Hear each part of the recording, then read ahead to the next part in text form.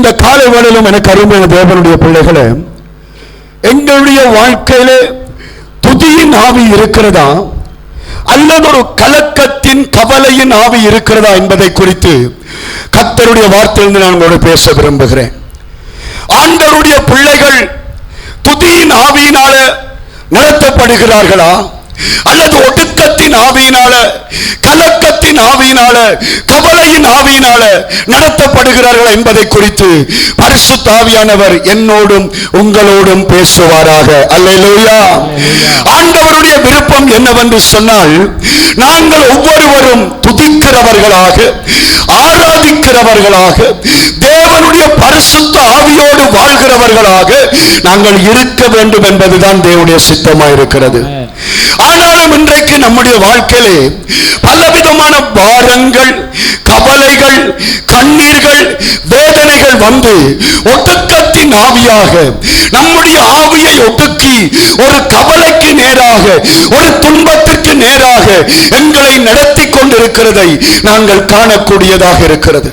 எனக்கு அருமையானவர்களே, இந்த உலகத்தில் இருக்கிற மனுஷனுக்கு வருகிற பிரச்சனையை விட தேவனுடைய பிள்ளைகளுக்கு அதிகமான பிரச்சனைகள் வந்தாலும் ஆண்டவற்ற பிள்ளைகள் துதித்துக் கொண்டிருக்க வேண்டும். ஏனென்றால் அந்த உலகத்தானுக்கு உண்மையான தெய்வம் இல்லை, எனக்கும் உங்களுக்கும் உண்மையான தெய்வம் இருக்கிறார். அல்லேலூயா.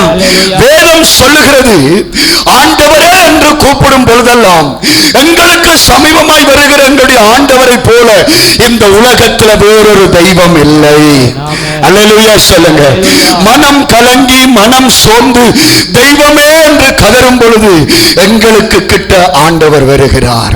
ஆனால் உலகத்தானுக்கு அந்த ஆறுதல் இல்லை.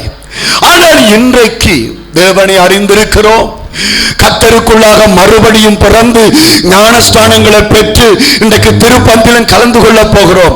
ஆனால் வாழ்க்கையில என்ன இருக்கிறது? ஒடுக்கத்தின் ஆவிகள், கலக்கத்தின் ஆவிகள், கண்ணீரின் ஆவிகள். ஏனென்றால் ரோமரிலே கர்த்தருடைய வார்த்தை சொல்லுகிறது, 1வது அதிகாரம் 21வது வசனத்தை வாசியுங்கள். ரோமர் 1வது அதிகாரம் 21வது வசனம். ஹல்லேலூயா.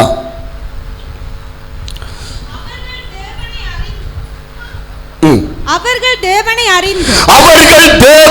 அறிந்தும் அவரை தேவனென்று மகிமைப்படுத்தாமலும் ஸ்தோத்தரியாமலும் இருந்து தங்கள் சிந்தனைகளினாலே வீணரானார்கள். கவனியுங்கள், வார்த்தை சொல்லுகிறது, தேவனை அவர்கள் அறிந்திருந்தும், கர்த்தரை அவர்கள் அறிந்திருந்தும் அவரை துதிக்காதபடியால், அவரை ஸ்தோத்தரிக்காதபடியால் அவர்கள் வீணரானார்கள். அதாவது ஒரு லூசு பிடித்தவர்கள் போல, மூளை செயலிழந்தவர்கள் போல, ஒரு பைத்தியம் போல இன்றைக்கு தேவ பிள்ளைகள் மாற்றப்பட்டதற்கு காரணம் என்ன?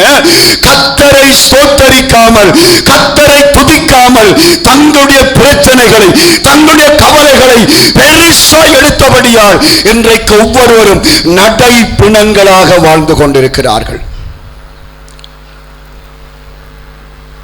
பல வருடங்களுக்கு முன்பதாக ஒரு ஊழிய ஸ்தலத்திலே ஒரு சகோதரனை குறித்து பரிசுத்த ஆவியானவர் பாரப்படுத்தினார்.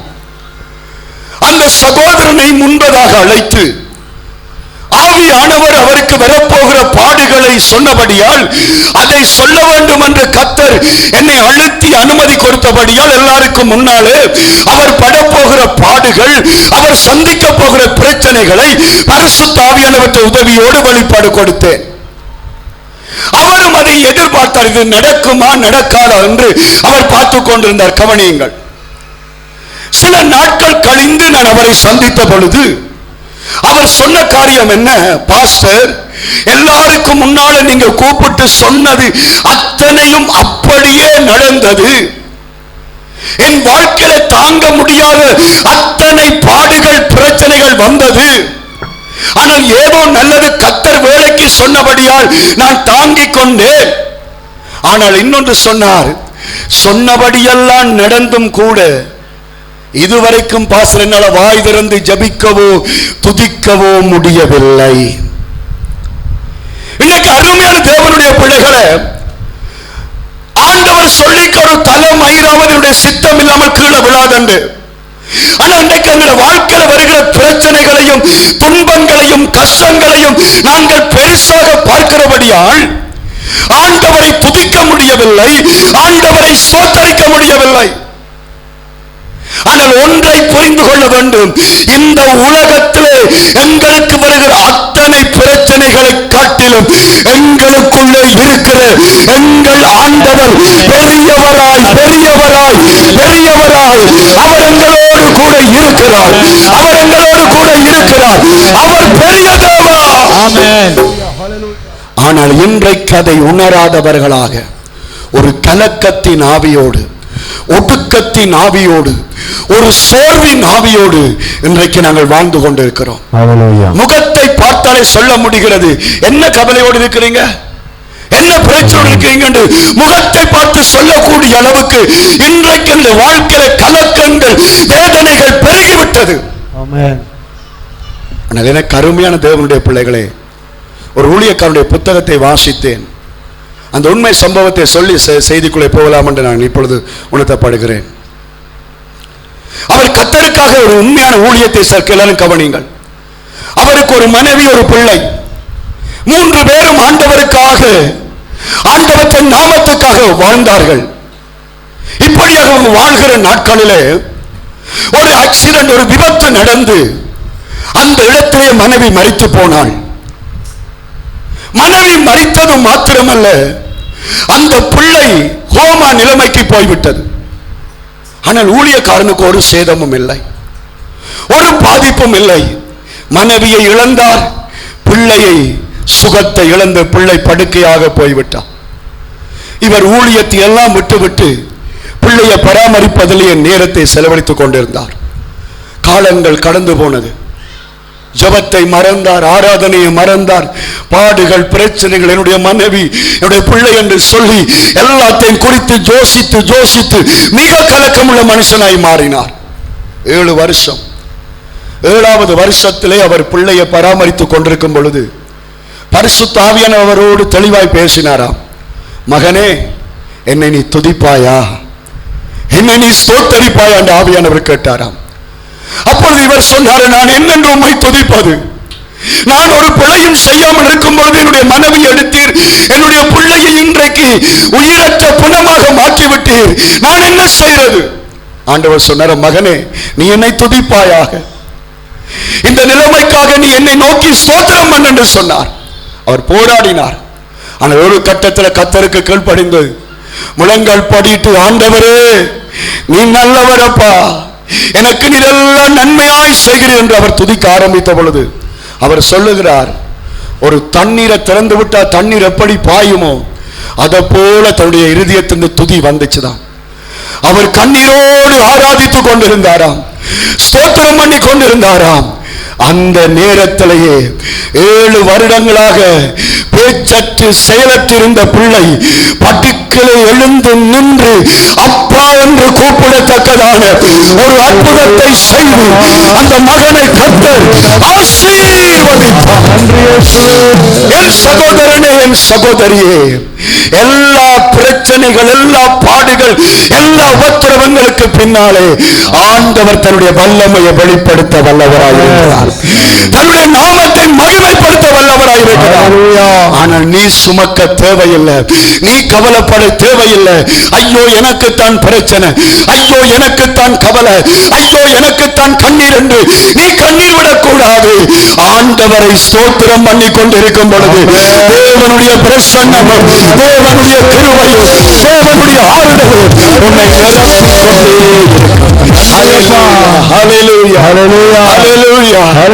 எனக்கு முன்னால நீங்க அழகாக விளக்கிட்டு இருக்கலாம், சந்தோஷமா இருக்கலாம்.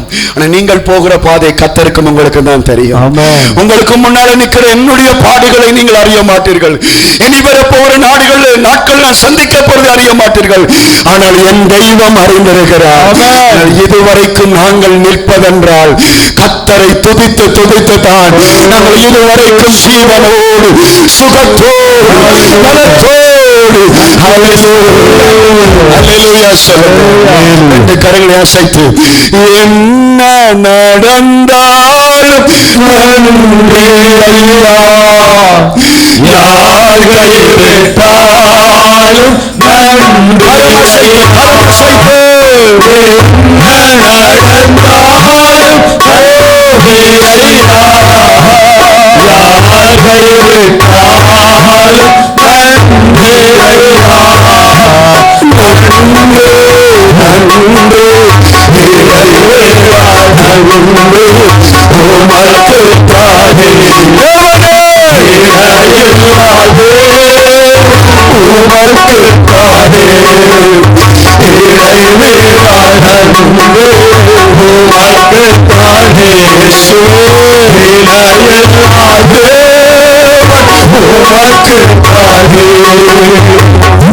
ஹல்லேலூயா ஹல்லேலூயா ஹல்லேலூயா ஹல்லேலூயா சொல்லுங்க ஹல்லேலூயா சொல்லுங்க ஹல்லேலூயா. அவருடைய மனுஷனாகிய ஜோபுவை சாத்தான் சோதித்தான், எல்லாவற்றையும் அவர் இழந்தார். ஆனால் துதியை அவர் இழக்கவில்லை. ஆமென். ஸ்தோத்திரத்தை அவர் இழக்கவில்லை. ஆமென். அவர் சொன்னார், நான் கர்த்தரை துதிப்பேன். நான் போகிற வழியை என்னுடைய மனைவி கூட அறியாள், என்னுடைய நண்பர்கள் அறியார்கள், ஆனால் நான் போகிற பாதையை கர்த்தர் அறிவார். ஆமென். அவர் சொன்ன நான் போகும் வழியை அவர் அறிவார். அந்த ஆராதனையை கர்த்தர் பார்த்தார். ஆமென். அந்த ஸ்தோத்திரத்தை கர்த்தர் பார்த்தார். ஆமென். அந்த ஜெப வாழ்க்கையை கர்த்தர் பார்த்தார். ஆமென். 2 மடங்காக அவரை கர்த்தர் ஆசீர்வதித்தார். ஹல்லேலூயா. ஏன் இன்றைக்கு எங்களுக்கு 2 மடங்காக பிரச்சனைகள், திரும்ப திரும்ப ஏன் துன்பங்கள்? எப்ப கடைசியா குடும்ப ஜெபத்துல நல்லா கர்த்தரை துதிச்சீங்க? எப்ப தனிப்பட்ட முறையில் கர்த்தரை ஆராதிச்சீங்க? நிறைய பேருக்கு நான் வீடுகளில் போகும்பொழுது சொன்னேன், உங்களுக்கு ஒரே பிரச்சனையா இருக்குது, நீங்க சேர்ச்சில் போய் ஒருவரும் இல்லாமல் தனிய அந்த சேர்ச்சில் நடந்து நடந்து கர்த்தரை ஸ்தோத்திரம் பண்ணுங்க. ஹல்லேலூயா ஹல்லேலூயா. மனம் திறந்து கர்த்தரை ஆராதிங்க. ஆமென். ஏனென்றால் எல்லாத்துக்குமான மருந்தாக விடுதலையாக ஆண்டவர் இருக்கிறார். ஆமென். ஹல்லேலூயா ஹல்லேலூயா. துக்கத்தின் ஆவியோடு, கவலையின் ஆவியோடு, கண்ணீரின் ஆவியோடு நீ வாழக்கூடாது. கர்த்தரை துதித்துக் கொண்டு வாழவன். ஆமென். ஏன் எங்களால் துதிக்க முடியவில்லை? ஏன் எங்களால் ஆராதிக்க முடியவில்லை? ஏன் எங்களால் ஜெபிக்க முடியவில்லை? எனக்கு பிள்ளைகள் விண்ணப்பங்களை நடத்தி கொண்டிருக்கும் பொழுது நான் வந்தேன். இந்த மைக் சவுண்ட் மட்டும் கேட்கிறது, ஆனால் விசுவாசியுடைய குரல் வெளியே வரவில்லையே. ஏன் எங்களால் ஜெபிக்க முடியவில்லை? ஏன் எங்களால் கர்த்தரை நோக்கி பார்க்க முடியவில்லை? ஏன் ஆண்டவற்றை பிரசன்னத்தில் நிரம்பி ஆண்டவரை கலிகூற முடியவில்லை என்று சொன்னால் 2 தடைகள் அதற்கு இருக்கிறது. பல தடைகள் இருக்கிறது. ஆனால் தேவ சமூகத்தில் உணர்த்தப்பட்ட 2 காரியங்களை இன்றைக்கு மறுபடியும் நான் உங்களோடு பேச விரும்புகிறேன்.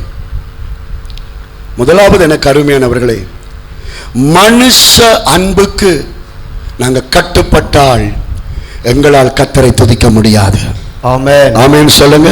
ஆமென். மனுஷீக அன்பினால் நாங்கள் கட்டுப்பட்டால், மனுஷீக அன்புக்கு நாங்கள் ஏங்கிக் கொண்டிருந்தால், மனுஷீக அன்பை குறித்து நாங்கள் தவித்துக் கொண்டிருந்தால் எங்களால் கர்த்தரை துதிக்கவே முடியாது.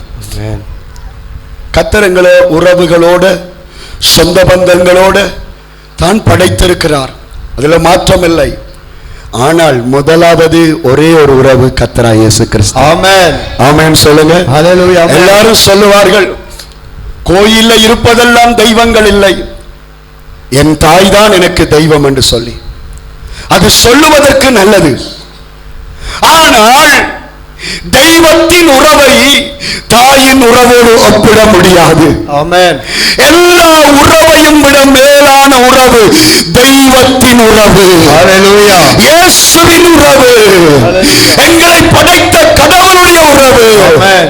ஆனால் அந்த உறவை நாங்கள் நேசிக்காமல், அந்த உறவுக்கு நாங்கள் கட்டுப்படாமல், எப்ப மனுஷீக அன்புக்கு நாங்கள் அடிமைப்படுகிறோமோ எங்களால் கர்த்தரை என்ன செய்ய முடியாது?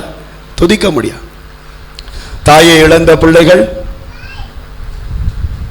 அதை வெளிக்காட்டாவிட்டாலும் அவங்களுடைய பேஸ்புக்கில் போட்டுக்கொண்டே இருப்பாங்க, அம்மா அம்மா அம்மா. அப்பாவை இழந்தவர்கள் அப்பா அப்பான்னு சொல்லுவார்கள். கணவனை இழந்தவர்கள் என் கணவன் என் தெய்வம் என்று சொல்லிக் கொண்டிருப்பார்கள். எனக்கு அருமை, இந்த உலகத்தில் நல்ல உறவுகளும் இருக்குது, கெட்ட உறவுகளும் இருக்குது. நல்ல உறவாய் இருந்தாலும் கெட்ட உறவாய் இருந்தாலும் எப்பொழுதும் நம்முடைய மனசை நிறைக்கக்கூடிய ஒரே ஒரு உறவு, அது கல்வாரி சிலுவையின் உறவு, இயேசு கிறிஸ்துவின் உறவு. எங்களை கட்டுப்படுத்த வேண்டுமே ஒழிய மனுஷிக அன்புகளை கட்டுப்படுத்தக்கூடாது. ஐயோ என்னுடைய மனுஷி, ஐயோ என்னுடைய கணவன், ஐயோ என்னுடைய பிள்ளைகள், என்னுடைய அம்மா, என்னுடைய அப்பா என்று நாங்கள் நினைச்சு கொண்டு எங்களால் என்ன செய்ய முடியாது? துதிக்க முடியாது, ஜெபிக்க முடியாது. கவனிங்கள் பாஸ்டர், கவனிங்க. வார்த்தைகளை கேட்கிறீங்க, வார்த்தைகளை செவி சாய்க்கிறது மாத்திரமல்ல, பரிசுத்த ஆவியானவர் என்னோட இடப்படுகிறது, விட்டுக் கொடுங்க. இன்னைக்கு உறவுகள் எங்களுக்கு அவசியம், ஆனால் ஆண்டவருக்கு அடுத்ததுதான் உறவு. பிள்ளைக்காக அழுது கொண்டு இருக்கிறது, கணவனுக்காக அழுது கொண்டு இருக்கிறது. அழத்தான் வேணும், அழக்கூடாது என்றல்ல. நீங்க பாருங்க, தாவீதை பாருங்கள். அவர் யுத்தத்துக்கு போய் அவரும் அவரோடு சேர்ந்த ஆண்களும் வருகிறாங்க. அவங்க இருக்கிற இந்த குடியிருப்புக்கு வந்த பொழுது அவங்கள குடியிருப்பில் இருந்து அவங்களோட மனைவி பிள்ளைகள் எல்லாரையும் அவங்க சிறைப்பிடிச்சு கொண்டு போயிட்டாங்க. இப்ப தாவீதும் ஆம்பளைகள் எல்லாரும் அழுகிறாங்க. செத்த வீட்டுல பொம்பளைகள் அழுவாங்க, அங்க ஒருத்தரும் அழ இல்லை. எல்லா பொம்பளைகளையும் எல்லா பிள்ளைகளையும் சிறைப்படுத்தி கொண்டு போட்டாங்க. இவங்க ஆம்பளைகள் எல்லாரும் மகா சத்தமே அழுகிறார்கள். என்னுடைய மனைவி, என்னுடைய பிள்ளைகள் என்று கதறுகிறார்கள். கடைசியாக எல்லாரும் அழுது முடிஞ்ச பிறகு எல்லாரும் சொன்னாங்க, தாவீதாலான் பிரச்சனை, அவனை கல்லறிஞ்சு கொள்ள வேணும் என்று கல்லெடுத்தாங்க. ஆனா தாவீது ஆண்டவர்ட்ட போய் கேட்கிறான், தேவனே நான் என்ன செய்யறது? மனுஷிய பிள்ளைய தேர்றதுக்கு கூட கத்தரிட்டு அவன் கேட்கிறான். ஆமென் சொல்லுங்க. ஏனென்றால் அவனுடைய இருதயத்தில் இருந்தது தெய்வீக அன்பு. ஹல்லேலூயா. ஆண்டவர் சொன்னார், நீ போ மகனே, அதை மீட்டுக் கொள்ளுவா என்று சொன்ன பொழுது அவன் போன பொழுது கத்தர் அவனுக்காக யுத்தம் பண்ணினார். ஆனா இன்றைக்கு மனுஷி ஒரு கொழுவலை கொடுத்துட்டா சேர்ச்சுக்கு போக மாட்டோம். பிள்ளைகள் ஏதாவது கதைச்சிட்டா மனம் உடைஞ்சு ஜபிக்க மாட்டோம். ஏன் ஒன்றும் வேண்டாம். பிரேக்கில் எப்பவும் சிரிக்கிற பாசர் இன்றைக்கு வாய மூடி நின்றுட்டார். ஏன் பாசர் வாய மூடினவர்? இவருக்கு என்ன நடந்தது? அது துதியில எல்லாரும் துதிச்சு கொண்டிருப்பாங்க, இது ஜோசிச்சு ஆமென் சொல்லுங்க. ஆமென். பிறகு ஜெபிக்கிற நேரம் வந்து சொல்லுங்கள், மண்டி எல்லாம் இடிக்குது பாஸ்டர். இன்றைக்கு ஒருத்தரும் சொல்ல மாட்டேங்க, மண்டை அடிக்குது. ஏன் மண்டை அடிக்குது? இந்த உலகத்துல இல்லாத பிரச்சனை அவங்களுக்கு வந்துட்டு அப்படின்னு சொல்லுங்க. ஐயா ஐயா அம்மா, அன்பு என்றால் அது இயேசுவின் அன்புதான். ஆமென். என்னுடைய மனைவியினுடைய அன்புல கூட கரை இருக்குது, இந்த பிள்ளைகளுடைய அன்புல கூட மாசு இருக்குது. ஆனால் என் தெய்வத்தின் அன்புல குறை இல்லைன்னு எத்தனை பேர் சொல்றீங்க? எத்தனை பேர் சொல்றீங்க? அப்படி என்றால் ஏன் இன்னும் உங்களால் ஜெபிக்க முடியவில்லை? ஏன் உங்களால் இன்னும் ஆண்டவரை ஆடி பாடி துதிக்க முடியவில்லை? மனுஷிய அன்பு. அதான் இந்தியாவில் இருந்து வந்த ஒரு ஊழியக்காரன் சொன்னார், தங்களுடைய கிராமத்தில் ஒரு கிராமம் இருந்துச்சு, தங்களுடைய சபைக்கும் அதுக்கும் 8 கிலோமீட்டர். இப்போ பொன்னருக்கு கிட்ட மாதிரி, வடகாடும் பொன்னரு கிட்ட மாதிரி. அங்கே பஸ்ஸுகள் இல்லை, நடந்துதான் வருவார்கள் சேர்ச்சுக்கு. ஒரு சகோதரன் தனியே வந்தார், அவருக்கு ஆண்டவர் திருமணம் கட்டி கொடுத்தார். திருமணத்துக்கு பிறகு மனைவியும் அவருமா சேர்ந்து நடந்து வருவார். கவனிங்கள், உண்மையா நடந்த சம்பவம். நடந்து வந்தார்கள். இப்படியா அவங்க தொடர்ந்த கத்தரை தேடும்போது கத்தர் அவங்களை ஆசீர்வதிச்சு ஒரு பிள்ளையை கொடுத்தார். இப்ப 2 பேரும் பாருங்க, நடுவுக்குள்ள பிள்ளைய வச்சுக்கொண்டு 3 பேருமா நடந்து வருவாங்களாம். திடீரென்று ஒரு ஞாயிற்றுக்கிழமை ஆராதனைக்கு வலுக்கிடும் பொழுது திடீரென்று பிள்ளை செத்து விட்டது, குழந்தை மரித்து விட்டது. பைபிள் எடுத்து ரெடி ஆயிடுச்சு, பிள்ளை செத்து விட்டது.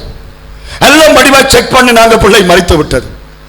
ஒரு பக்கம் இழப்பு, இன்னொரு பக்கம் கத்தருடைய சமூகம். ஆமென் சொல்லுங்க. உண்மை நடந்த நான் சொல்லுகிறேன். அவங்க என்ன செய்தாங்கன்னு சொன்னா, அது காடாம், மிருகங்கள் வந்து சாப்பிட்டுடும் சொல்லி பிள்ளைய வடிவா சுத்தி ஒரு ரங்கு பட்டிகளை பாதுகாப்பாக வச்சுட்டு 2 பேரும் நடந்து ஆராதனைக்கு வந்தாங்களாம். பாஸ்டருக்கு ஒன்றும் தெரியாது. பாஸ்டர் சந்தோஷமா இருங்கன்னு இருப்பார், பாடுங்கன்னு இருப்பார். எல்லாம் நடந்து முடிச்சு ஜனங்கள் எல்லாம் ஜபிக்க வரும் மட்டும் பொறுமையாய் பின்னுக்கு நின்றார்களாம். எல்லாம் ஜபிச்சு முடிஞ்சு பாஸ்டர் ஓய்வா இருக்கிற நேரம் தான் சொன்னாங்க, பாஸ்டர் இப்படி சம்பவம் நடந்துட்டது. அடக்க ஆராதனை எப்ப செய்கிறது? ஹல்லேலூயா, ஹல்லேலூயா. நான் அதை கேட்ட பொழுது சிந்திச்சேன், அவங்கள விசுவாசத்துல அவங்கள பரிசுத்தத்துல ஒரு 10% கூட என்னட்ட இல்ல. ஆமென் சொல்லுங்க. ஆமென். அவங்கள் போக போற பரலோகத்துக்கு என்னால போக முடியாது. ஆமென் சொல்லுங்க. ஆமென். அந்த அளவுக்கு எல்லா அன்பிலும் கர்த்தருடைய அன்பை அவங்கள் முன்னுக்கு கொண்டு வந்தார்கள். யூடியூப்ல பாருங்களேன், அந்த உதவாதவன் என்று தள்ளியதே மற்றது அல்ல பாட்டு லூக்கா சேகர் அவர் ஒரு சாட்சி சொல்றாரு. என்ன, தன்னுடைய பிள்ளை செத்து சனிக்கிழமை மறிக்குது. அவர் ஊழியத்தில் இருக்கும்போது மனைவி சொல்ல ஆஸ்பத்திரிக்கு ஓடி வாங்க, பிள்ளைக்கு காய்ச்சல் கூட்டிட்டு போனால் பிள்ளை மறித்து விட்டது. காம்பராவில் கொடுத்துட்டு ஞாயிற்றுக்கிழமை ஊழியத்துக்கு மனுஷன் வந்துட்டு என்ன, அவங்களுக்கெல்லாம் இதயம் இல்லையா? அவ்வளவு துடிச்சு கொண்டிருந்திருப்பார். ஆராதனை முடிச்சுட்டு பொடியை வச்ச இடத்துல இருந்து எடுக்கிறது காசு கட்டணும், காசு இல்லை. ஏக்கத்தோட வேதனையோட வந்தா அவங்க சொன்னாங்க காசு கட்டியாச்சு. யாரு கட்டின? யார் ஒரு ஆள் கட்டிட்டார். பிள்ளைய தூக்கி கொண்டு வந்து வீட்டு வாசல வச்சு கத்தரை துதிக்கும் பொழுது கிடைச்ச பாடல் தான், என்னதான் ஆனால் என்ன என் மீட்பர் உயிரோடுண்டு. ஆமென் சொல்லுங்க. ஐயா ஜோதிச்சு பாருங்க, இந்த ஊழியக்காரருக்கு பக்கத்துல எங்களை நிக்க முடியுமா? எவ்வளவு கஷ்டத்தின் மத்தியில கத்தரை துதிக்கிறார்கள். இது பிள்ளைக்கு இல்லாத வருத்தம் எல்லாம் சொல்றது. சேர்ச்சுக்கு வரையில ஏன் சேர்ச்சுக்கு வரையில இல்லாத வருத்தத்தை எல்லாம் சொல்லுவாங்க. மனுஷிக அன்பு, மனுஷிக பாசம் அது தேவை. ஆனால் அது கர்த்தருக்கு முன்னால கட்டுப்பாடா இருக்க வேண்டும். ஆமென். ஏன் என்று சொன்னால், ஆதியாகமத்திலே 29 அதிகாரத்துக்கு நாங்கள் வரும் பொழுது, ஆதியாகமம் 29 அதிகாரத்துல யாக்கோபுக்கு 2 மனைவிமார் இருந்தார்கள். ஒருவர் லேயாள் என்கிற ஒரு ஸ்திரியை பார்க்கிறோம், ராகேல் என்கிற ஒரு ஸ்திரியை பார்க்கிறோம். இந்த லேயாள் தமக்கு கொஞ்சம் வடிவில்லாதாள், தங்கச்சி கொஞ்சம் வடிவானாள். கவனிங்க, இந்த புருஷன் என்ன செய்கிறான்? வடிவான பொம்பளையில நேசம் கூட வைக்கிறான், வடிவில்லாத பொம்பளையில நேசம் குறைவாக வைக்கிறான். அதை கர்த்தர் பார்க்கிற. படியுங்கள், ஆதியாகமம் 29:30. ஆதியாகமம் 29:30. யாக்கோபு ராகேலையும் சேர்ந்தான். லேயாளை பார்க்கிலும் ராகேலை அவன் அதிகமாய் நேசித்து பின்னும் 7 வருஷம் அவனிடத்தில் சேவித்தான். லேயாளை பார்க்கிலும் ராகேலை அவன் அதிகமாய் நேசித்தான். என்ன கவனிங்கள், லேயாளை நேசிக்கிறதை விட ராகேலை இன்னும் கொஞ்சம் நேசித்தான். ஆண்டவர் பார்த்தார், நீ ஒரு கணவனா இருந்து சரிசமமாய் நேசிக்க வேண்டிய நீ இப்படி பாரபட்சம் பார்க்கிறாய் என்பதை கர்த்தர் பார்த்தார். அதுதான் நான் உங்களுக்கு சொல்றேன், உங்களோட கணவன் உங்களை விசாரிக்காவிட்டாலும் உங்களை விசாரிக்கிற நல்ல மனவாளராக ஆண்டவர் இயேசு கிறிஸ்து இருக்கிறார் என்று நம்புற மட்டும் கையை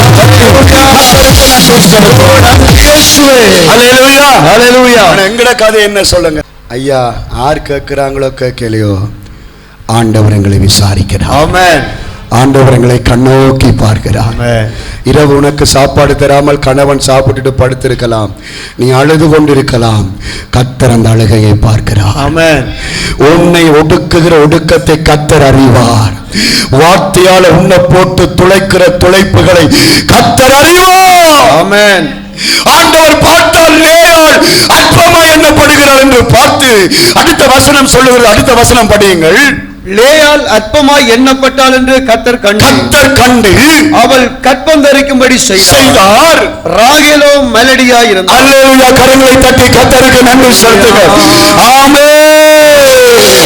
அல்லேலூயா. அல்லேலூயா. அல்லேலூயா. ஒன்றுமே உதவாத ஒதுக்கப்பட்ட லேயாளுக்கு கர்த்தர் ஆசீர்வாதத்தை கொடுத்தார். அல்லேலூயா. அல்லேலூயா. மனுஷ உறவுல கட்டப்பட்டவளுக்கு ஆண்டவர் இந்த ஆசீர்வாதத்தை கொடுக்கவில்லை. மனுஷ அன்பை இழந்த லேயாளுக்கு கர்த்தர் அந்த ஆசீர்வாதத்தை கொடுத்தார். ஆனா லேயாளுடைய இருதயத்தை பாருங்க, அப்படியே வாசிங்க. லேயாள் கர்ப்பவதியாகி ஒரு குமாரனை பெற்று கர்த்தர் என் சிறுமையை பார்த்தருளினார் என்று சொல்லி, இப்பொழுது என் புருஷன் என்னை நேசிப்பார் என்று சொல்லி அவனுக்கு ரூபன் என்று பெயரிட்டார். ஆமென் சொல்லுங்க. அல்லேலூயா. அல்லேலூயா. தயவு செய்து எல்லாரும் பாஸ்டரை பாருங்க. கொஞ்சம் கஷ்டம் தான் பாருங்க. பாஸ்டரை பாருங்க. அல்லேலூயா. அல்லேலூயா. சொல்லுங்க. அல்லேலூயா. அல்லேலூயா. பிள்ளை கொடுத்தது யாரு? யார் கொடுத்தது? லேயா. சேவியர் யார் கொடுத்தது? லேயாளுக்கு பிள்ளை யார் கொடுத்தது? கர்த்தர் கொடுத்தார். ஆமென் சொல்லுங்க. ஏன் கொடுத்தார்? புருஷன் அவளை என்ன செய்யல? சரியா நேசிக்கல. ஆனா பிள்ளை பிறக்கைகள் அவளை என்ன சொல்லியிருக்கணும்? கர்த்தாவே உமக்கு ஸ்தோத்திரம். ஆனா அவள் என்ன சொல்லுகிறாள்? என் புருஷன் என்ன செய்வார்? பிள்ளை பிறக்குது, அந்த பிள்ளைய கையில வச்சு பேர் வைக்கணும். அப்பா பொம்பளை எல்லாம் பேர் வைக்கிறாங்க போல இருக்கு. அந்த பிள்ளைக்கு ரூபன் என்று பேர் வைக்கிறாள். அந்த ரூபன் என்றால் அர்த்தம் என்ன? என் கணவன் என்ன செய்வார்? இப்ப இவளுடைய இருதயம் ஆற சுத்தி கொண்டிருக்குது. சொல்லுங்க, சவுண்டா சொல்லுங்க. கணவனை சுத்தி, புருஷன. ஐயோ என்ன நேசிப்பார், ஐயோ என்ன ஏத்தி கொண்டு தெரிவார், ஐயோ என்ன ஜாலியா கொண்டு என்னங்க ஜாலியா கொண்டு பவனி குளத்துக்கு கொண்டு போவார், ஒற்றத்தை குளத்துக்குள்ள கொண்டு, ஆண்டவரே கொண்டு போய் அப்படியே மோட்டர் சைக்கிள குளத்துக்குள்ள இறக்கும். ஐயா எல்லாருக்கும் இப்ப என்ன தேவைப்படுது? ஜாலி. என்னது ஜாலி? அங்க பாருங்க, மற்ற மற்ற மாப்பிள்ளையெல்லாம் பொம்பளையில கொண்டு பறக்குறாங்க.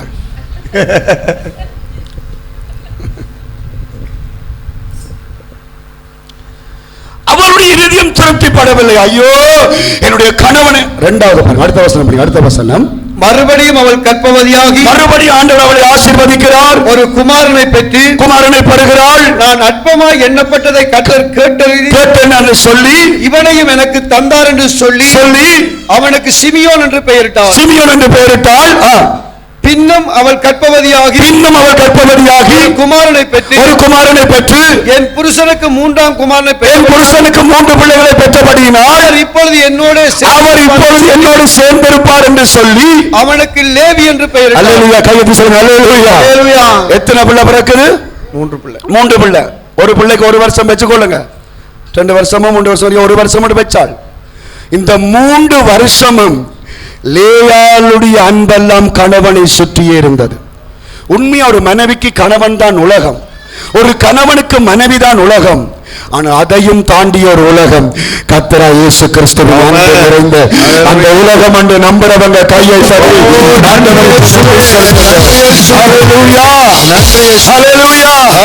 மனுஷன் சேர்ந்திருந்தால் என்ன, மனைவி வெறுத்தால் என்ன, என்னை வெறுக்காத தேவ பிரசன்னத்தை நான் தேட வேண்டும் என்ற அந்த வாஞ்சை உள்ளவர்கள் மட்டும் மறுபடியும் கையை தட்டி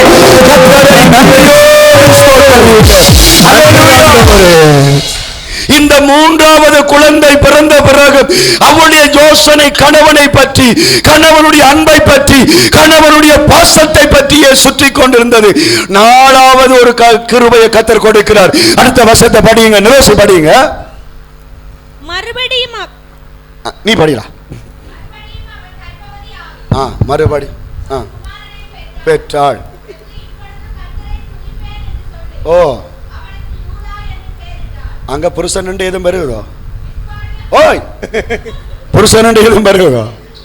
3 பிள்ளைகளை பெத்து அவர் அவர் அவர் என்று அழுது கள்ளச்சு போய் கடைசியா 4வது பெத்தோன்னு சொல்றா, அப்பா சோத்திரம், அப்பா சோத்திரம். ஆமென் சொல்லுங்க. கர்த்தர் சொன்ன, இப்ப நீ திருந்திட்ட, இனி புள்ள வேண்டாம். ஆமென் சொல்லுங்க. அதுக்கு பிறகு வேதம் சொல்லுது, புள்ள போரு நின்று போன. எப்ப கர்த்தருடைய அன்பை, கர்த்தருடைய பாசத்தை, கர்த்தருடைய துதியை அவள் கொண்டு வந்த பொழுது கர்த்தர் அவளை பூரணப்படுத்தினார். ஆண்டவருக்கு நன்றி செலுத்துகிறீர்களா? ஹல்லேலூயா, ஹல்லேலூயா, ஹல்லேலூயா, ஹல்லேலூயா, ஹல்லேலூயா, ஹல்லேலூயா, ஹல்லேலூயா. மனுஷன், மனுஷி, பிள்ளைகள், பெற்றோர் என்கிற அந்த பாசத்துக்கு மேலாக தெய்வத்தின் பாசத்துக்கு நேராக கடந்து வாருங்கள் என்று இயேசு உங்களை அழைக்கிறார். ஹல்லேலூயா, ஹல்லேலூயா, ஹல்லேலூயா. கணவன் பிரிந்து போனால் என்ன, மனைவி பிரிந்து போனால் என்ன, உன்னை பிரியாத தெய்வம் உன்னோடு கூடவே அவர் இருக்கிறபடியால் ஹல்லேலூயா. ஆண்டவரே இயேசுவே உமக்கு மனுஷ அன்பு போதும் என்று மனசுக்குள்ளே நினைச்சேன், மாறி போனதென்று மனம் தளறி தவிச்சேன். நாசியில் சுவாசம் உள்ளவனை நம்பாதே என்று சொன்னேன், நம்பி மோசம் போனதாலே சென்றேன் கண்ணி. மனுஷ அன்பு போதும் என்று நினைக்காத, அந்த அன்பிலும் போதுமான அன்பு கர்த்தருடைய அன்பு. மனுஷனுக்காக சபையை வெறுக்காத, மனுஷனுக்காக ஊழியத்தை வெறுக்காத, மனுஷனுக்காக ஜெபத்தை வெறுக்காத, மனுஷனுக்காக எடுத்த பொறுத்தறிய விலக்காத. அல்லேலூயா, அல்லேலூயா. மனுஷ அன்பிலே மிகவும் முக்கியமானது. வாலிப பிள்ளைகள் ஒன்றை புரிஞ்சு கொள்ளுங்க, கர்த்தரை துதிக்க முடியாதபடி மனுஷ அன்புக்குள்ள இருக்கிற ஒரு அடிமைத்தனம் என்னன்னு சொன்னால் காதல். என்னங்க? காதல். சவுண்டா சொல்லுங்க. காதல், காதல், காதல். சொல்லுங்க, காதல், காதல். அது அழிவதில்லை. ஆமென் சொல்லுங்க. காதல் அழியாது, நீ அழிஞ்சு போடுவ. ஆமென். காதல் அழியாது. நிறைய பேர் கேட்கிற கேள்வி, ஆண்டவற்ற பிள்ளைகள் காதலிக்கலாமா காதலிக்க கூடாது? என்னையும் கேட்டாங்க, காதலிக்கலாமா காதலிக்க கூடாது? அது நான் சொன்னேன், தம்பி காதலிச்சும் கட்டலாம், காதலிக்காமலும் கட்டலாம். ஆனால் காதல் ஜெபத்துக்கு பரிசுத்தத்துக்கு தடை. ஆமென் சொல்லுங்க. ஆமென். எப்படி எப்படி தடை? இப்ப பாருங்க, நான் தேனுகாவை காதலிக்கிறேன். தேனுகா காதலிச்சு கொண்டிருக்கும் பொழுது 5 வருஷமா காதலிச்சாச்சு. 6ஆவது வருஷம் செத்து போட்டேன். தேனுகா ஐயோ நான் காதலிச்ச பொடியும் செத்து போட்டான் இருக்குமா? வேற ஒன்று வெறும் பல்ல இழிச்சு கொண்டு. ஆமேன்னு சொல்லுங்க. தேவதாசை அவரில் பார்க்கிறேன் என்று கட்டிடும். அப்ப எத்தனையாவது தேனுகா காது பிள்ளையா? சரியா? சரி. அடுத்த அந்த காதல, அந்த காலத்து காதல் மாதிரி இல்லை, இந்த காலத்து காதல். ஆமேன்னு சொல்லுங்க. ஆமென். காதல் என்றால் சேச்சில பாசல் கை பிடிக்கும் மட்டும், கையும் தொடக்கூடாது. ஆமென். அப்படி இருப்பீங்களான்னு கேட்டேன். ஆமென் சொல்லுங்க. அப்படி இருப்பீங்களா? ஐயா, கண்ட கண்ட குளமும் லொச்சுகளும் நிரம்பி வழியுது. ஆமென் சொல்லுங்க. ஆமென். என் யாழ்ப்பாணம் கோட்டைக்கு பின்னுக்கு போய் பாருங்க. அப்ப இது காதலா? காதல் ஆண்டவருக்குள் வளருவதற்கு சாத்தான் வச்சிருக்கிற ஒரு வலை. ஆமென்.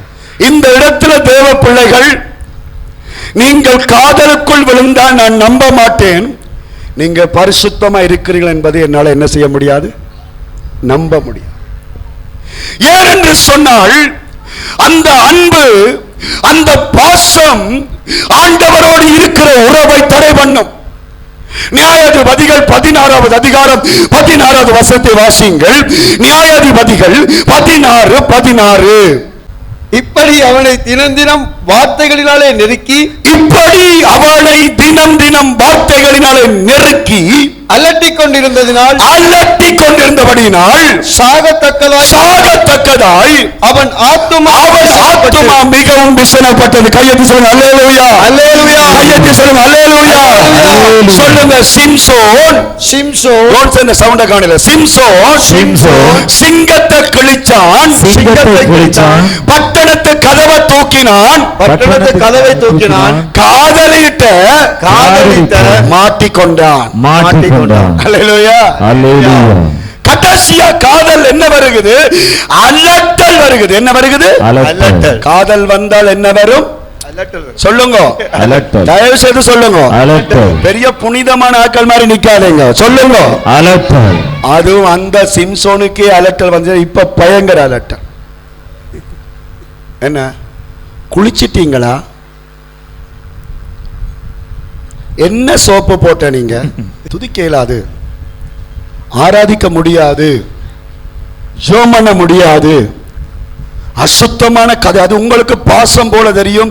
அது நான் பஸ் ஏறிட்டேன், நீங்க என்ன ஏறிட்டீங்க? நான் இருக்கிறேன், நான் தேங்காய் திருவுறேன், நான் இப்பதான் இன்னொரு சீட்டுக்கு கிட்ட இருக்கு. எனக்கு அருமையான தேவனுடைய பிள்ளைகளை மிக பயங்கரமாக நடைபெற்றுக் கொண்டிருக்கிறது. இந்த திருச்சபையிலும் அந்த அசுத்தங்கள் இருக்கிறபடி இந்த பிரசங்கத்திலே நான் இடத்தில் அதை கோடிட்டு காட்ட விரும்புகிறேன். ஒரு பரிசுத்தமான செட்டிங் இருக்க வேண்டும், ஒரு பரிசுத்தமான SMS இருக்க வேண்டும்.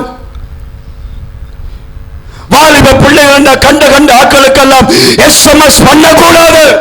ஆமென். நித்திர கொண்டுட்டியா, எழும்பிட்டியா, சாப்பிட்டியா, குளிச்சியா கேட்கிறதுக்கு உனக்கு உரிமை இல்லை.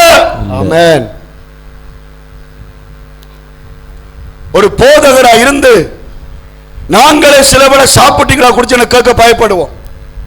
ஏன் அவங்கள குடும்பங்களுக்கு பிரச்சனை வரும் என்று. ஆனால் இன்றைக்கு ஒருவருக்கும் ஒரு ஆண்டவரை குறிச்ச பயபக்தி கிடையாது. நான் கவலைப்படுற விஷயம் என்னவென்று சொன்னால், எல்லாத்தையும் செய்து போட்டு ஊழியம் செய்கிறவன் ஊழியம் செய்கிறான், திருவிருந்தெடுக்கிறவன் திருவிருந்தெடுக்கிறான், சபையை நாசமாக்கி கொண்டிருக்கிறார்கள். சிம்சோன் கடைசி என்ன கட்டத்துக்கு வந்தான்? ஒரு பக்கம் ஆண்டவற்ற அழைப்பை இவள் குழப்ப பார்க்கிறாள், இன்னொரு பக்கம் அவள் என்ற காதலை விட முடியாது. இந்த ரெண்டுக்குள்ளையும் சிக்கப்பட்டு அவனுடைய கட்டத்தில் யோசிக்கிறான், செத்த போன நல்லது, நீ செத்தே போயிருக்கலாம். ஆனா சாகாம் என்ன செய்யறான்? தலைய மடியில வச்சான், கடைசியா மொட்டையா எழும்பினான். தேவ பிள்ளைகளே, நீங்க விளையாடாதீங்க. வாலிப வயசுல 5 பேரை கட்டலாம், 10 பேரை காதலிக்கலாம் நினைக்காதீங்க. திருமணம் முடித்தவர்களே, இந்த இளமை துடிப்பில கணவனுக்கோ மனைவிக்கோ விரோதமாக போன்களினாலும் மற்ற குடும்பங்களை நீங்கள் குழப்பினால் ஆண்டவற்ற ஆசீர்வாதம் அல்ல, வீணராய் போய்விடுவீர்கள் என்பதை மறக்க கூடாது. அல்லேலூயா சொல்லுங்க, அல்லேலூயா. கையேத்தி சொல்லுங்க, அல்லேலூயா. கையேத்தி சொல்லுங்க, அல்லேலூயா. உங்களுக்கான நல்ல வாழ்க்கை துணைகளை கர்த்தர் வைத்திருக்கிறது விசுவாசிக்கிறவங்க ஆண்டவருக்கு கையை தட்டி ஸ்தோத்திரம்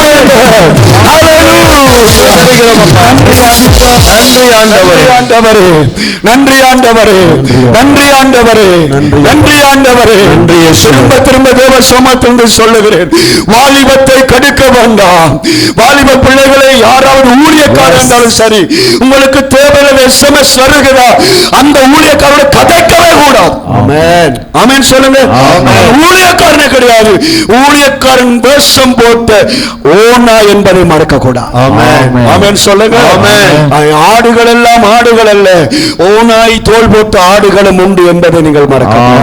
அல்லேலூயா. கையெழுத்து சொல்லுங்க, அல்லேலூயா. கையெழுத்து சொல்லுங்க, அல்லேலூயா. பாஸ்டர் உங்களை சேர்ச்சில கை கொடுத்து வைக்கும் பொழுது ஒரு பரிசுத்த மனவாட்டியாய் மணமகனாய் இருக்கிறத பார்த்து பரலோகம் ஆசீர்வதிக்கப்பட வேண்டும்.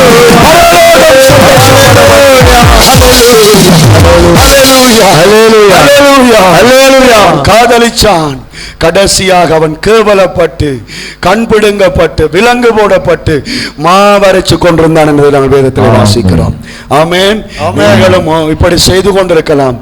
ஒரு நாள் என்ன தெரியும் சொல்லுங்க பாப்போம். நீங்க ரகசியமா ஒரு மறைவிடத்துல கதைப்பீங்க, நீங்க ரகசியமா SMS பண்ணுவீங்க. ஆனால் சாத்தான் ஒரு மனுஷனை அனுப்பி அதெல்லாம் பப்ளிக்கா போட பண்ணுவான். ஆமென். அப்ப உங்களோட மானம் கௌரவத்தை குறித்து யோசிக்க வேண்டும். சொல்லுங்க, வாலிப பிள்ளைக்கு அப்படி ஒரு பிரச்சனை வரும் என்றால் எவ்வளவு கஷ்டம் என்பதை சிந்தித்து பாருங்க. மிக எச்சரிக்கையா இருக்க வேண்டும். அல்லேலூயா சொல்லுங்க. சும்மா இஷ்டத்துக்காக சுகத்துக்காக ஆசைக்காக பழகுவார்கள், அதை எடுத்து வச்சு இப்ப சின்ன பிள்ளைகளை நம்பலாது, வயசு போனதை நம்பலாது. ஏனென்றால் சாத்தான் எல்லாரையும் தேவ பிள்ளைகளுக்கு விரோதமாய் பயன்படுத்தி கொண்டிருக்கிறார். மிக எச்சரிக்கை. மனுஷீக அன்புகள் காதலாக வருகிறது, நட்புகளாக வருகிறது, நண்பத்துவங்களாக வருகிறது.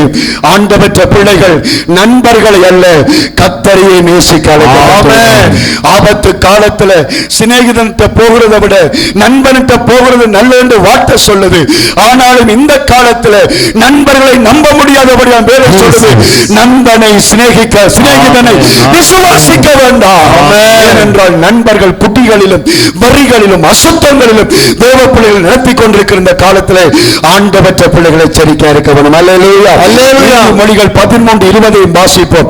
ஆண்டவரே உமக்கு ஸ்தோத்திரம், ஸ்தோத்திரம், ஸ்தோத்திரம். நீதிமொழிகள் 13:20 படிங்க. நீதிமொழிகள் 13:20. அல்லேலூயா. ஞானிகளோடு சஞ்சரிக்கிறவன் ஞானமடைவான், மூடனுக்கு தோழனோ நாசம் அடைவான். ஞானிகளோடு நண்பனாய் இருக்கிறவன் ஆசீர்வதிக்கப்பட்டு ஞானம் அடைவான். ஆமென். உங்களுடைய போதகரோடு, உங்களுடைய ஊழியக்காரர்களோடு, ஞானஸ்தானம் எடுத்த நல்ல விசுவாசிகளோடு நீங்கள் நட்பாய் இருக்கும் பொழுது நீங்க நல்ல ஞானவான்களாய் மாற கர்த்தர் உதவி செய்வார். நன்றி அப்பா. ஆனால் மூடனுக்கு சிநேகிதனாகும் பொழுது அவனும் மூடனாய் போவான். அல்லேலூயா, அல்லேலூயா. சிம்பிளா நான் சொல்லுகிறேன், நான் நடக்கிற காரியங்களை சொல்லுகிறேன். நீங்க யோசிச்சு பாருங்க. இந்த கடந்த வாரத்தில் எங்க வீட்டில் வேலை செய்தோம், இந்த வாரங்களை சேர்ச்சுகளை வேலை செய்யணும் ராப்பகலாய். ஆனால் ஒரு பிள்ளைகள் எங்களோட சேர மாட்டாங்க, தாய் தப்பனும் விட மாட்டாங்க. ஆனால் நண்பர்கள், பிள்ளைகள் காட்டுக்களை, குளத்துக்களை, பாட்டியில் என்ன செய்கிறாங்கன்னு தெரியும். ஆமென் சொல்லுங்க. ஆனால் பிள்ளைகள் திசைகட்ட பிறகுதான் பெற்றோர் குழம்புவார். ஒரு தேவ பிள்ளையோடு ஒரு தேவ பிள்ளை சேர்ந்தால் பிளாக் பண்ணி விட்டுருவாங்க. ஞானிகளோடு சேருகிறவன் ஞானி ஆவான். நீங்க ரட்சிக்கப்பட்டவன் ஞானியாண்டா, அது உனக்கு தெரியணும் யார் ஞானவான். ஆமென் சொல்லுங்க. யார் சரியா ரட்சிக்கப்பட்டிருக்கிறான்றது உனக்கு தெரிய வேண்டும். நண்பத்துவங்கள் இன்றைக்கு விசுவாசத்தை அழிச்சு கொண்டிருக்குது. நண்பத்துவங்கள் ஜபத்தை தடை பண்ணி கொண்டிருக்குது. நண்பத்துவங்கள் புதிய தடை பண்ணி கொண்டிருக்கிறது. ஆனால் இந்த தடைகளை நீக்கி கர்த்தரை ஸ்தோத்தரிக்க ஆண்டவர் நமக்கு உதவி செய்வாராக. யாவரும் எழுந்து நின்று ஒரு ஜெபத்தை செய்து அடுத்த இரண்டாவது தடையை நாங்கள் பார்க்க போறோம். யாரும் இருக்க வேண்டாம், எல்லாரும் எழுந்து நிற்க போறோம். முதலாவது எங்களுடைய துதியை, என்னுடைய ஜெபத்தை தடை பண்ணுகிற காரியம் மனுஷீக அன்பு. லேயாளுடைய அன்பு மனுஷனை பற்றி இருந்தது, கணவனை பற்றி இருந்தது. அதனால் குறிப்பிட்ட ஒரு 3 வருஷம் அவளால் துதிக்க முடியவில்லை, 3 வருஷம் அவளால் ஜெபிக்க முடியவில்லை. ஆனால் அடுத்த வருடம் அவள் கர்த்தரை துதித்த பொழுது அவருடைய ஆசீர்வாதத்தை கர்த்தர் பூரணப்படுத்தினார். மனுஷிக அன்புக்குள்ள இருக்கிற 2 காரியங்கள், ஒன்று காதல், 2வது நண்பத்துவம். இந்த 2ஐயும் குறித்து பரிசுத்த ஆவியானவர் பேசினார்.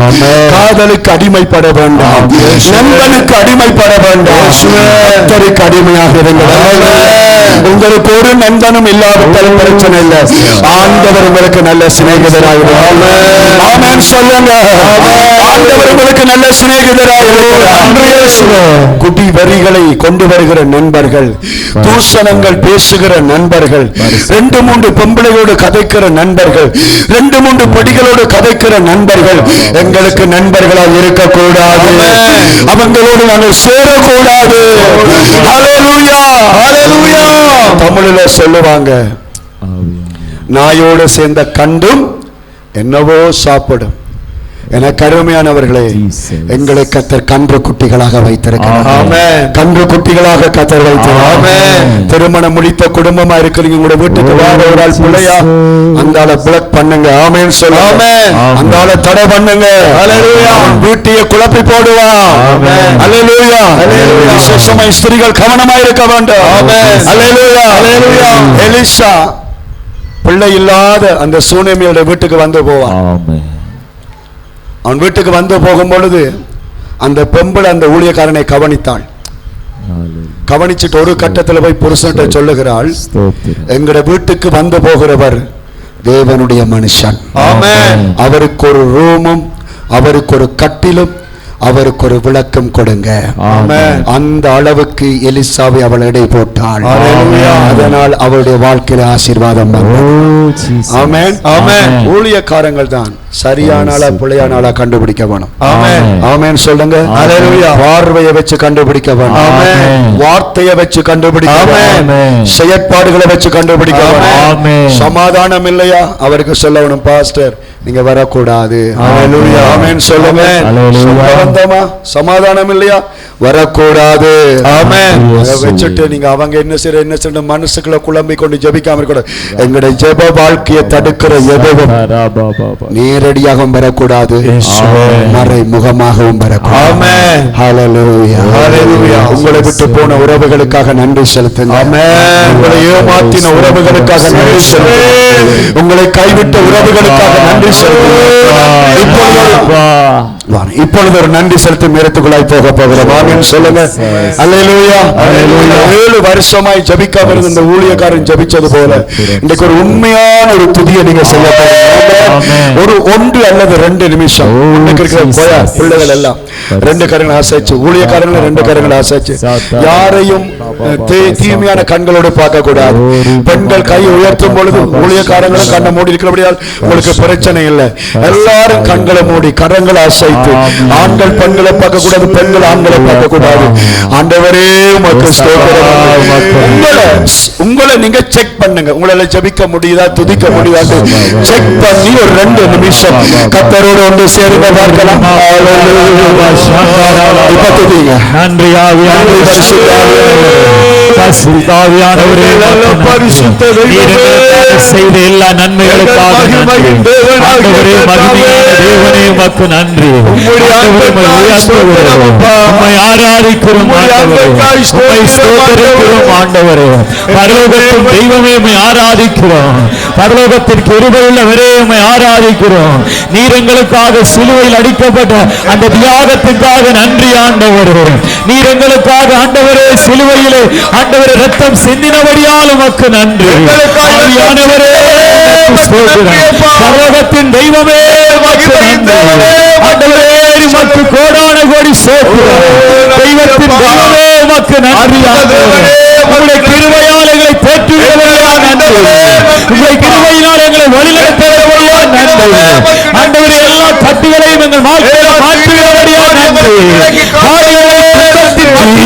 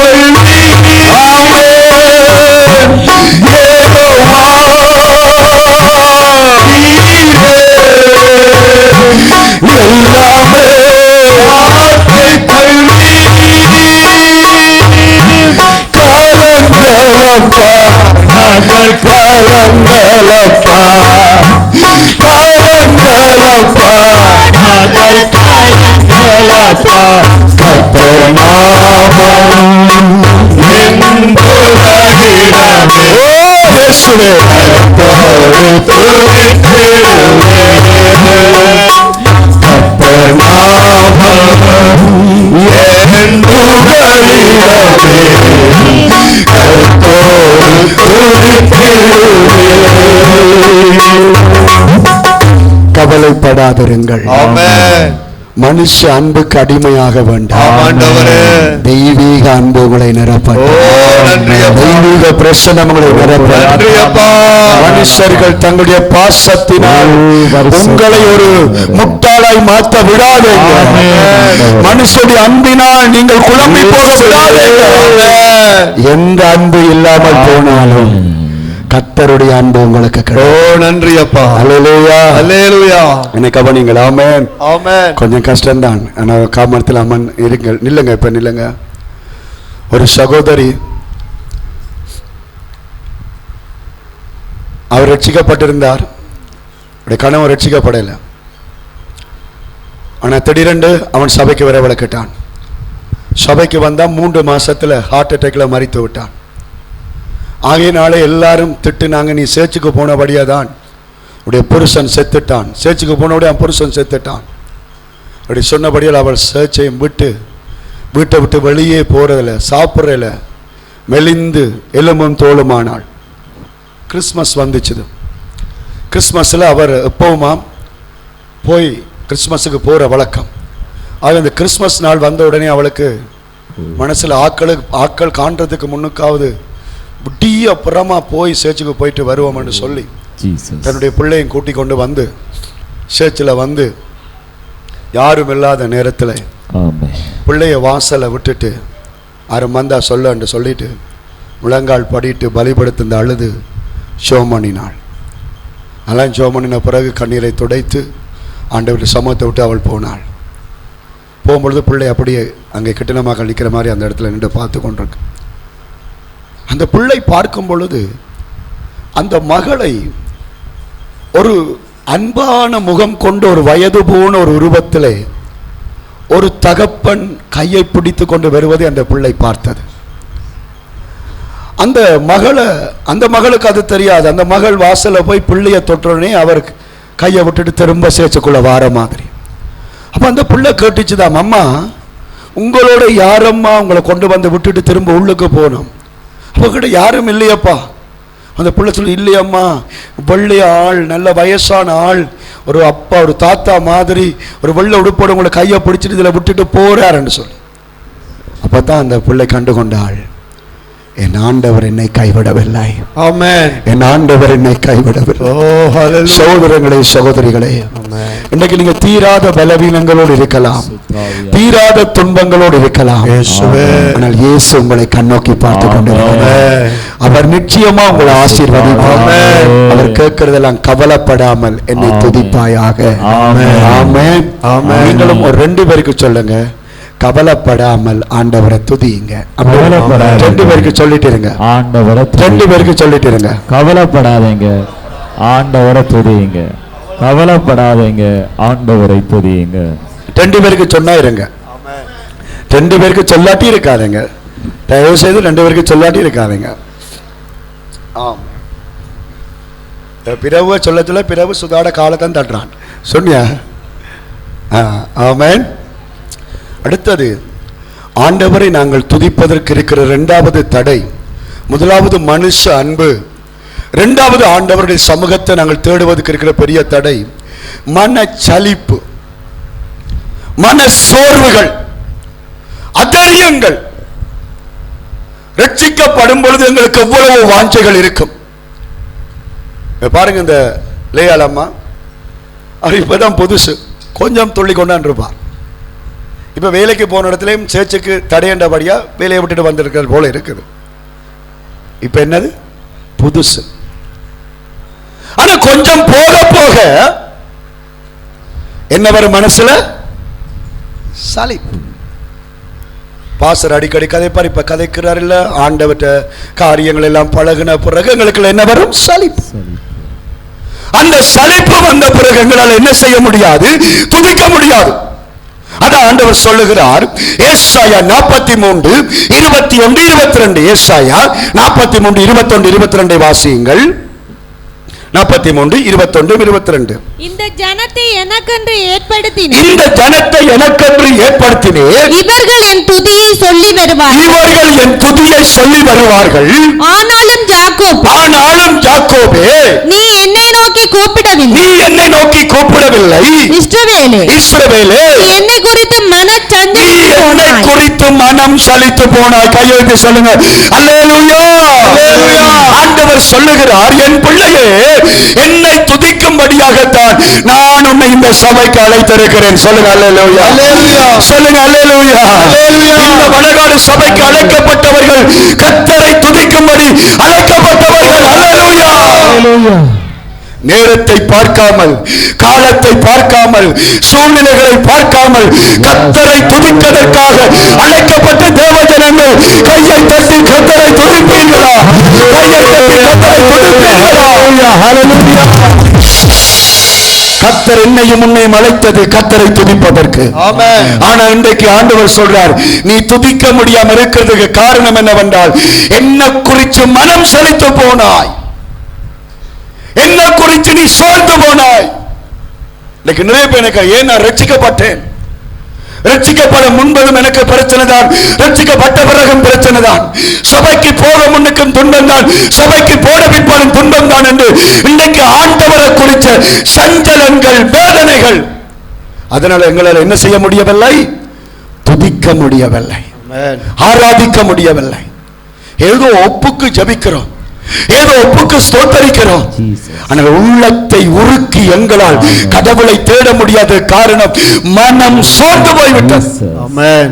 ஒரு கட்டத்தில் நானும் சோர்ந்து போனேன் தான்.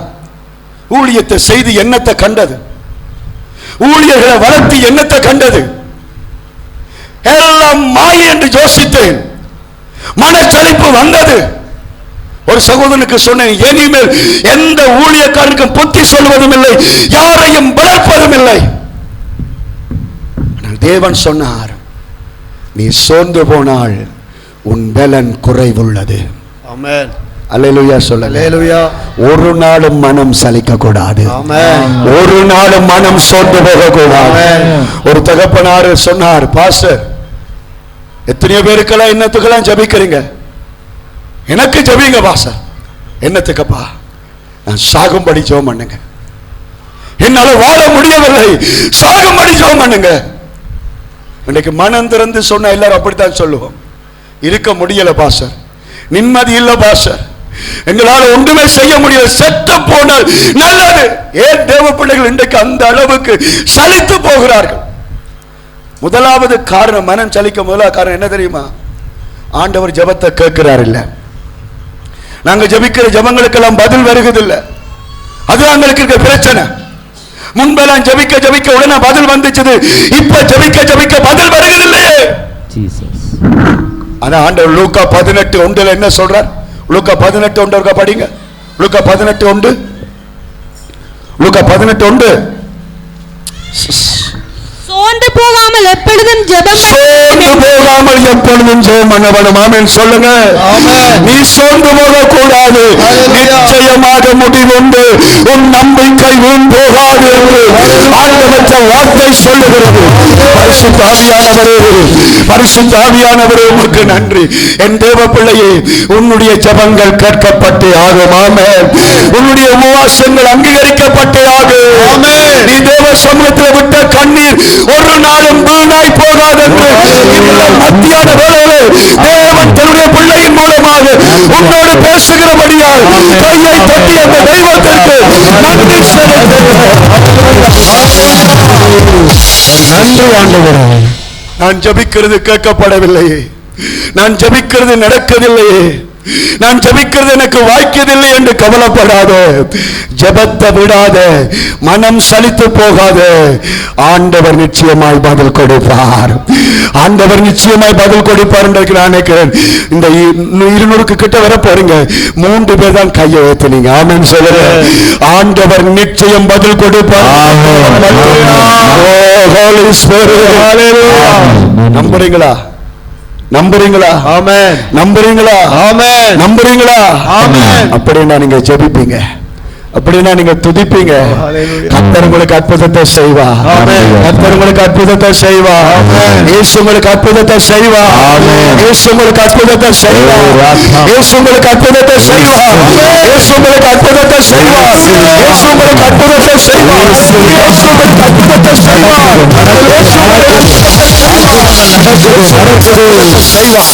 இயேசு அற்புதத்தை செய்வார். துக்கம் சந்தோஷமாய் மாறும். கவலைகள் கண்ணீர் எல்லாம் மறைந்து விடு. உன்னை அதிசயங்களை காண பண்ணுது. நீ பெரிய ஜாதியாவா, கடன் கொடுப்பா, கடன் வேண்ட மாட்டா. உன் ஜெபங்கள் ஆசீர்வதிக்கப்படும். மனம் சலித்து போகாது, மனம் சோர்ந்து போகாது. அல்லேலூயா. பிச்சைக்காரன் இயேசுவை கூப்பிட்டான், அந்த குருடன் இயேசுவை கூப்பிட்டான். எல்லாரும் சொன்னாங்க, டேய் குருடா, டேய் பிச்சைக்காரா, நீ எல்லாம் இயேசுவை கூப்பிடக்கூடாதுன்னு சொன்னாங்க.